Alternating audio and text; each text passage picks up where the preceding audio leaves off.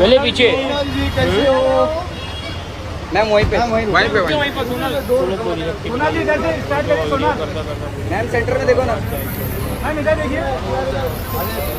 Bollywood actor Sonal Chauhan প্রতীক্ষিত cinema দরদ প্রথম প্যান ইন্ডিয়ান মুভি ঢাকায় সিনেমা সুপারস্টার সাকিব খানের সাথে। তবে এই সিনেমাটি হয়তো ফেব্রুয়ারি 2 তারিখে মুক্তি পাচ্ছে না। পরিচালক অনন্যা মামুনের এই চাপাবাজ গল্প সাকিবিয়ানদের করেছে সর্বশান্ত। একের পর এক চাপাবাজ গল্প দিয়ে নিজেকে পরিচিত করতে চেয়েছে মিডিয়াতে। নির্বাচনের আকাব্দে বলেছিলেন নির্বাচনের পরে টিজার ট্রেলার সবকিছু প্রকাশ করবে 50,000 সাকিবিয়ানদের নিয়ে। তবে কোনো প্রকার খবর ছাড়াই তিনি লাইভে এসে বলেন আগামীতে প্রকাশ পাচ্ছে না, কারণ দরদ মুভি 4টি ভাষায় রূপান্তরিত হওয়ার কথা থাকলেও তা এখনো পর্যন্ত করা হয়নি। প্রথম প্যান ইন্ডিয়ান মুভি হওয়ায় এবং সাকিবের বিপরীতে বলিউড অ্যাক্টরস হওয়ায় সাকিবিয়ানদের ছিল একটি অন্যতম উচ্ছ্বাস, যার জন্য দীর্ঘ অপেক্ষা করেছেন এই সাকিবিয়ানরা। তবে এই ঘটনা শোনার পর সকল সাকিবিয়ানরা কিছুটা হতাশ হয়েছেন। প্রিয় বন্ধুরা, অনন্যা মামুনের এমন হতাশ হওয়ার কথা আপনাদের কাছে কেমন যুক্তিযুক্ত তা অবশ্যই কমেন্ট বক্সে জানাবেন। আমাদের ছবিটা আমি আবারও বলি, রিলিজ ডেট নিয়ে এখনো আমরা কোনো ডিসিশনে যেতে পারতেছি না। একটাই কারণ, সেটা হচ্ছে আমাকে ছবিটা আরো 4টা ল্যাঙ্গুয়েজে রেডি করতে হবে।